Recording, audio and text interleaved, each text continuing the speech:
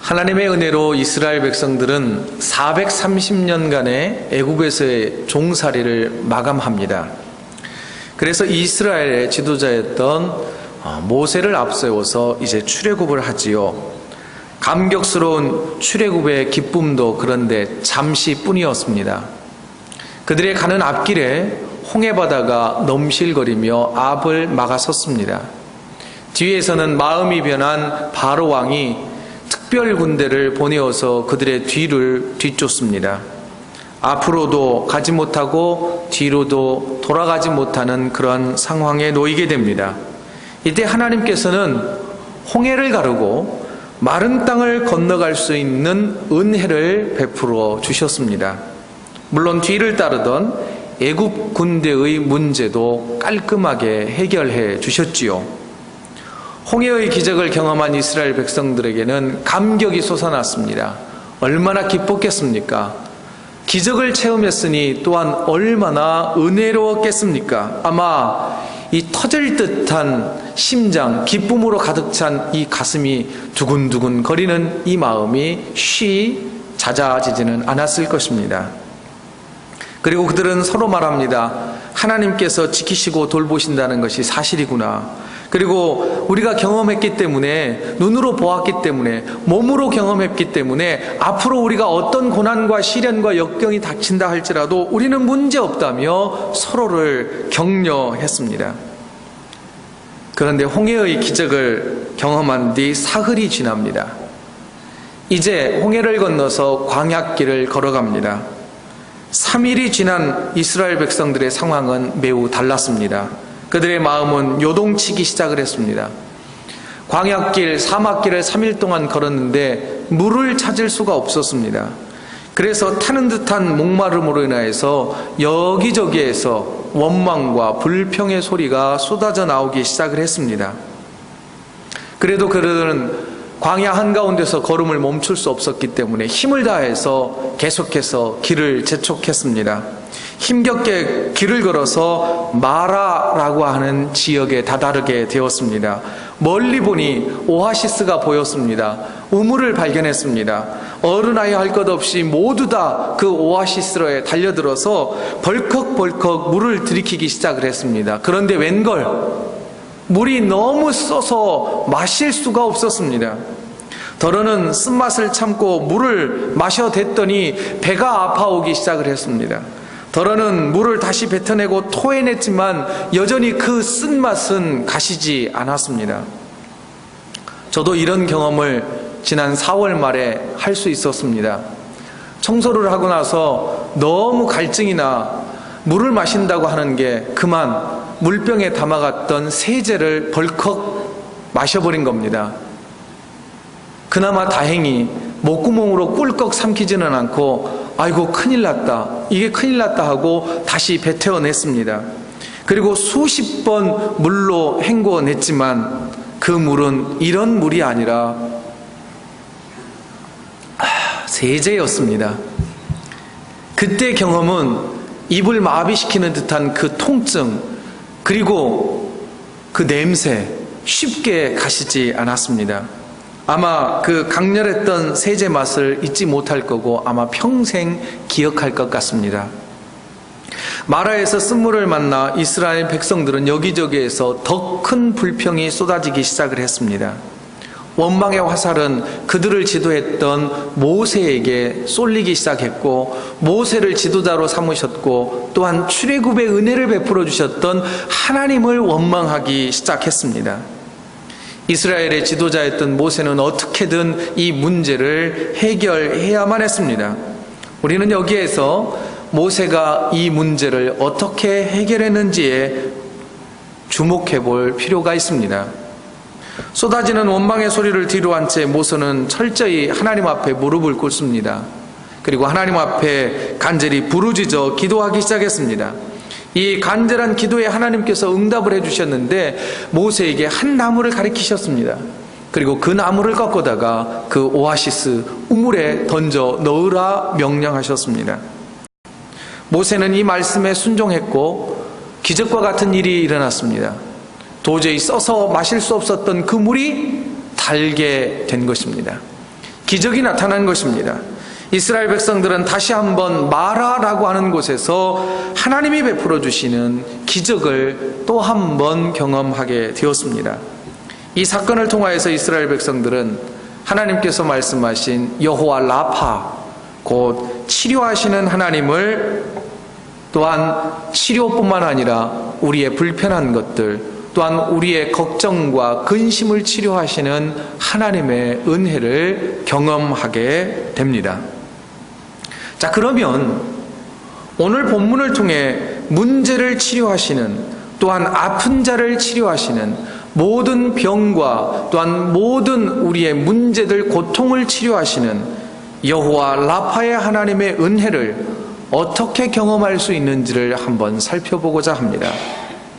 또한 하나님께서는 어떤 은혜를 우리에게 구체적으로 베풀어 주시는지를 본문을 통하여 살펴보고자 합니다. 여러분, 우리 살다가 보면 쓴물 만날 때 있지 않습니까? 쓴물이, 우리는 또는 쓴뿌리라고도 표현하지요. 고통의 문제, 고난의 문제, 걱정과 근심의 문제를 피해갈 수 있는 사람은 아무도 없을 것입니다. 그러면 문제를 만났을 때, 고난을 만났을 때에, 쓴물을 만났을 때에 하나님이 우리들에게 원하시는 반응이 있습니다. 하나님이 기뻐하시는 반응, 첫 번째의 반응은 우리 다 같이 읽지요. 시작. 불평하지 말고 기도해야 합니다. 본문 25절을 우리 다시 한번 읽겠습니다. 25절은 이렇게 기록하고 있지요. 시작. 모세가 여호와께 부르짖었더니 여호와께서 그에게 한 나무를 가리키시니 그가 물에 던지니 물이 달게 되었더라. 거기서 여호와께서 그들을 위하여 법도와 율례를 정하시고 그들을 시험하실세. 우리들의 삶 속에 고통과 위기의 순간에 우리가 취할 수 있는 방법은 두 가지입니다.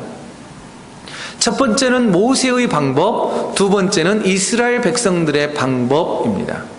거의 다 이 두 방법으로 다 귀결되어집니다. 그럼 모세의 방법은 무엇인가요? 고통과 위기를 만났을 때 하나님께 나아가 부르짖어 기도하는 것입니다. 하나님, 이 문제는 내 힘과 능력으로는 도저히 할 수 없습니다. 하나님, 이것을 해결하여 주시옵소서라고 부르짖어 기도하는 것입니다. 또 하나의 반응은 왜 나에게 이런 불편함이 생겼는지, 왜 나에게 고통이 왔는지 불평하는 것입니다. 또한 누군가를 원망의 대상으로 삼는 것입니다. 여러분, 문제의 해결은 어디에 있을까요? 불평과 불만과 누군가에게 모든 책임을 전가시키는 것이 문제 해결일까요? 아닙니다. 주님 앞에 나아가 부르짖어 기도할 때에 문제가 해결될 수 있다고 하는 사실, 우리는 기억해야 합니다. 그래서 예레미야 선지자는 이렇게 우리에게 교훈을 해주고 있습니다. 예레미야서 33장 2절과 3절 우리 다 같이 한번 읽겠습니다. 시작. 이를 행하시는 여호와, 그것을 만들며 성취하시는 여호와, 그의 이름을 여호와라 하는 이가 이와 같이 이르시도다.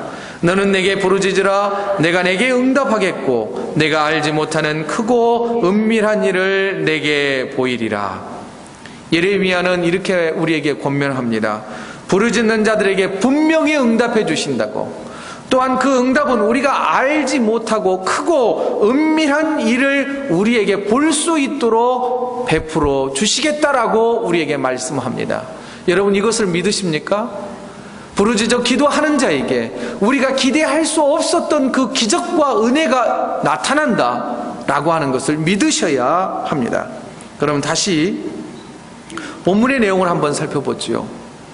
여러분, 엎드려 부르짖어 기도하는 모세에게 하나님께서 어떻게 응답하셨습니까?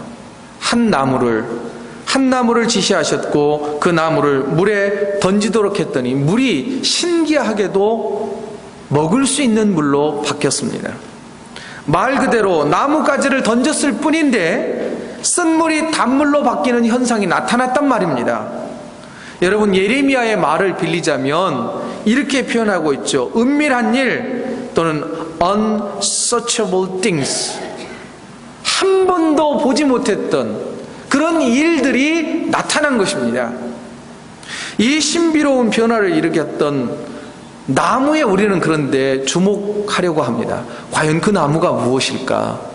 그러면 그 나무 꺾어다가 우리도 좀 쓴물을 단물로 좀 바꿔보자. 또는 과연 그 나무가 어떤 화학적인 반응을 일으켰을까에 우리는 더 관심을 가질 때가 많습니다. 그러나 더 중요한 건 뭐냐면 단지 그 나무는 하나님의 기적을 일으키는 도구에 불과한 것이었다라고 하는 것입니다. 하지만 하나님이 가르쳐 주셨던 그 나무가 만일 예수 그리스도의 십자가를 상징한다면, 예수 그리스도께서 달려 죽으신 그 나무 십자가를 상징한다면 매우 달라집니다. 우리의 삶에 쓴물과 같은 문제와 고통이 닥칠 때 우리가 할 수 있는 가장 효과적인 방법은 모세와 같이 하나님 앞에 나아가는 것입니다. 그렇다면 그 십자가 앞에, 그 나무가 십자가를 상징한다면 우리는 예수 그리스도의 십자가 앞에 나아가 무릎을 꿇는 것이 가장 효과적인 방법이라고 하는 것이지요. 여러분, 예수 그리스도의 십자가가 우리 삶의 중심에 설 때에 우리의 고통은 기쁨으로 변하게 될 것입니다. 또한 쓴물이 단물로 바뀌는 기적을 경험하게 될 것입니다. 여러분, 예수님이 많은 병자들과 그리고 많은 장애를 가진 사람들을 치유해 주셨다고 하는 것 우리는 너무나 잘 압니다.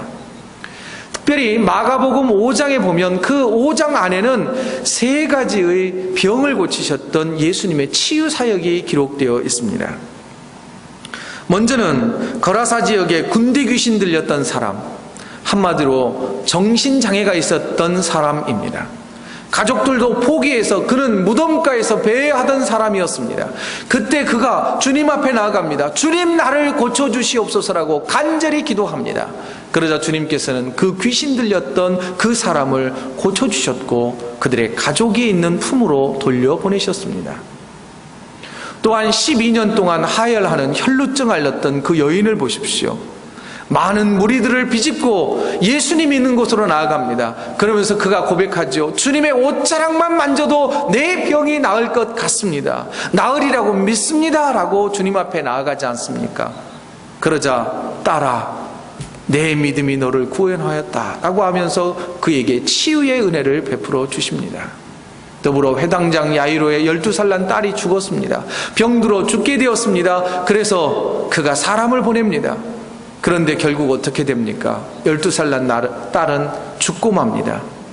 그런데 주님께서는 그 딸을 달리다굼 소녀야 일어나라 라고 하는 말씀으로 그를 살리셨습니다.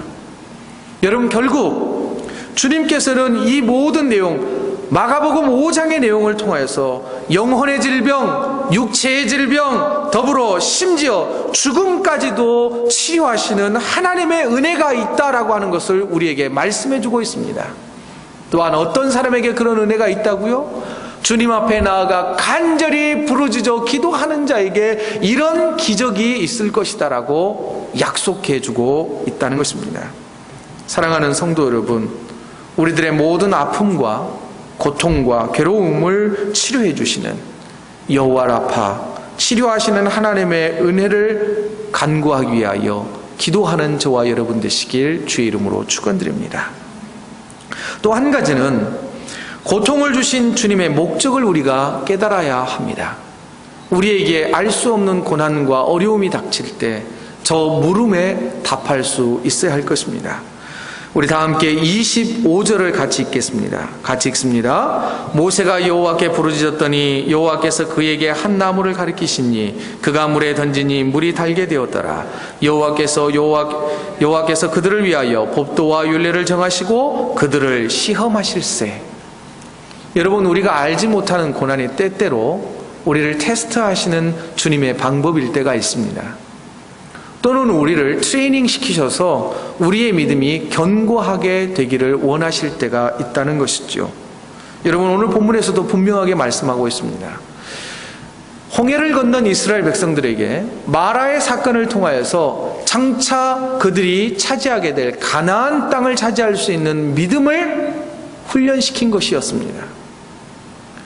여러분, 그 훈련을 통과해야만 가나안 땅의 축복을 유지할 수 있기 때문인 것이죠. 그뿐만이 아닙니다. 오늘 본문을 통하여서는 주님이 시험하셨다라고 되어 있지만 오늘 본문의 내용을 보십시오. 마가복음 5장에서는 분명하게 병든 자들이 있지 않습니까? 치유의 대상들이 있습니다. 오늘 본문을 보시면 치유의 대상이 없습니다. 그죠? 누가 병든 사람이 있거나 아픈 사람이 있는 게 아닙니다.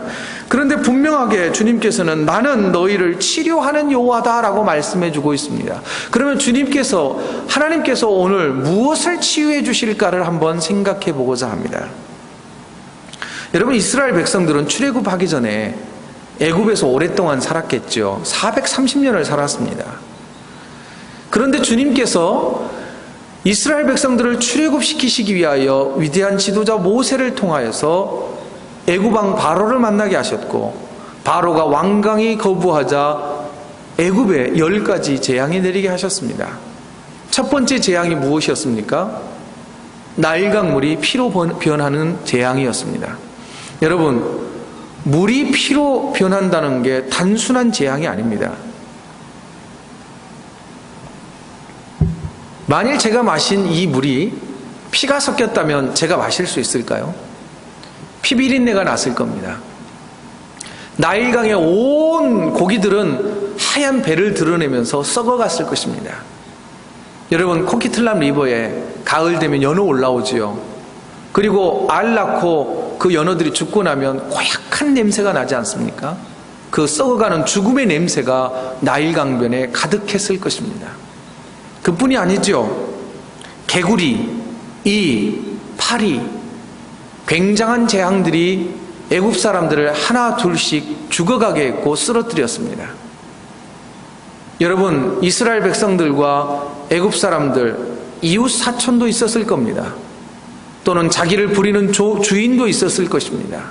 좋은 관계를 맺고 있었던 사람들도 있었을 것입니다. 그런데 피재앙을 시작으로 해서 수많은 사람들이 죽어갑니다. 이스라엘 백성들이라고 두렵지 않았을까요? 여러분, 누가 죽어가는 모습 보면서 두려움을 느끼지 않으십니까? 엄청난 두려움이 생겼을 것입니다. 이스라엘 백성들에게 있어서는 물만 바라보면 굉장한 두려움이 있었을 것입니다.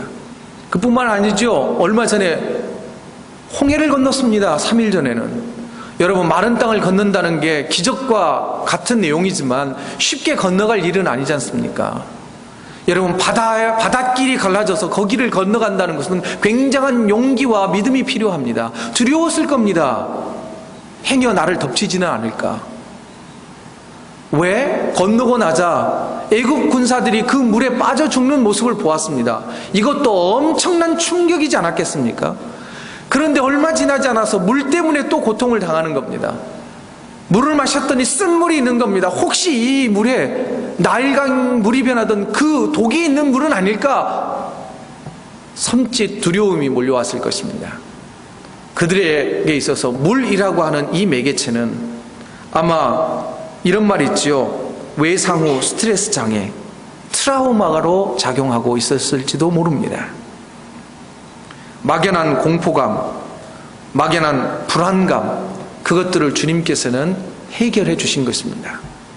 마라라고 하는 이 지명의 뜻이 음식물, 맛을 나타낼 때는 쓴맛을 말하지만 보편적으로 마라라고 하는 뜻은 불안, 공포, 두려움, 이것을 말해주고 있습니다. 여러분, 주님께서는 공포에 떨고 있었던 그들을 치료하시기를 원하셨다라고 하는 것입니다. 여러분, 그래서 26절을 보시죠.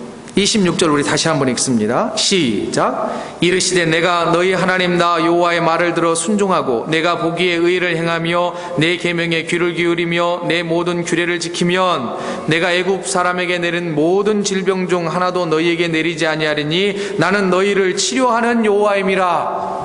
애굽에서 수많은 질병으로 사람이 죽어가는 것을 보았습니다. 그래서 두렵습니다. 막연한 두려움이 있습니다. 인생에 대한 두려움이 있습니다. 그 모든 것들을 주님께서, 치료하시는 하나님께서 치료해 주시겠다라고 약속해 주고 계신 것입니다.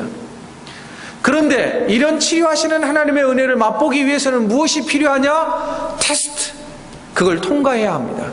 통과할 수 있는 방법은 뭐냐? 바로 믿음을 지키는 것입니다. 그래서 주님께서는 말씀하시죠. 나의 규례를 지키면, 하나님의 말씀을 잘 지키면, 믿음을 견고하게 지키면 치료하시는 하나님의 은혜를 경험하게 될 거다라고 말씀해 주고 있습니다. 여러분, 고통과 시련을 만났을 때에 우리의 믿음이 더욱 견고해지길 원하시는 하나님의 훈련인 것을 기억하십시오. 또한 건강에 대한, 또한 우리의 일상의 삶에 대한 막연한 두려움과 공포, 과거의 트라우마를 치료해 주시는, 치료하시는 하나님의 은혜가 있다라고 하는 것을 기억하시는 저와 여러분 되어지기를 원합니다. 마지막으로 한 가지 더 생각해 보고자 합니다. 여러분, 세 번째, 다 같이 읽습니다. 시작. 멀지 않은 곳에 은혜가 준비되어 있음을 믿어야 합니다. 여러분, 27절 우리 다 같이 읽지요. 27절입니다. 시작. 그들이 엘림에 이르니 거기에 물샘 12과 종려나무 70그루가 있는지라 거기서 그들이 그 물 곁에 장막을 치니라.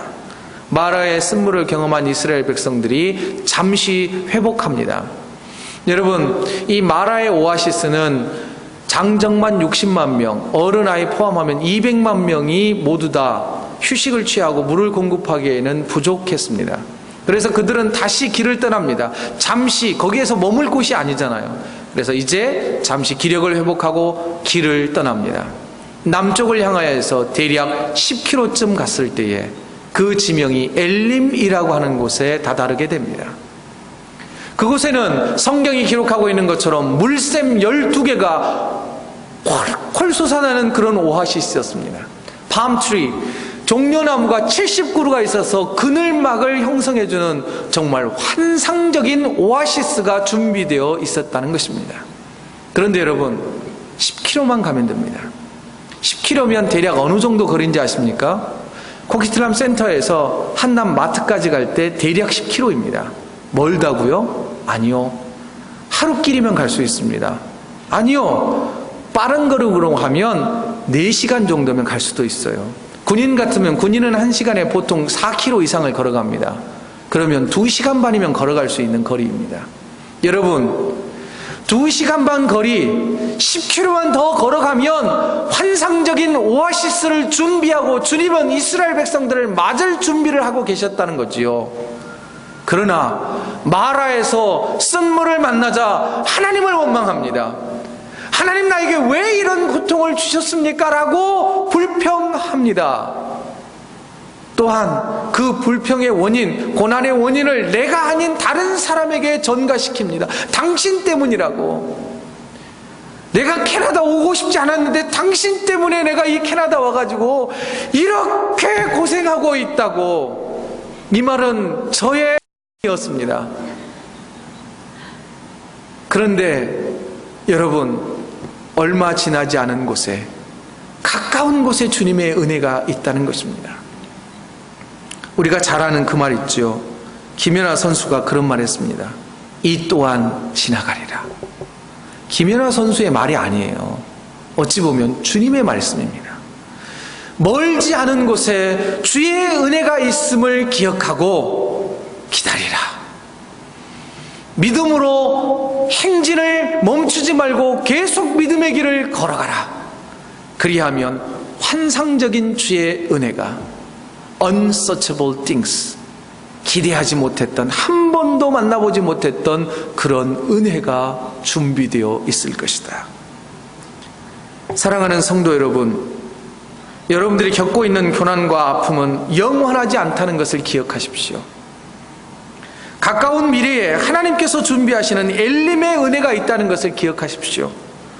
그리고 치료하시는 하나님의 은혜를 믿는다면 불평하기보다는, 원망하기보다는 부르짖어 기도하는 저와 여러분이 되어야 할 것입니다. 그때 하나님께서는 단물이 쓴물이 단물로 바뀌는 은혜를 베풀어 주실 것입니다. 또한 지금까지도 한 번도 기대해보지 못했던, 우리가 알지도 못했던, 기대하지도 못했던 크고 놀라운 은혜를 경험하게 될 것입니다. 여호와 라파, 치료하시는 하나님의 은혜가 이 시간 함께 예배드리는 저와 여러분들에게 임하시기를 주의 이름으로 축원드립니다. 아멘. 이 시간 우리 함께 기도하겠습니다.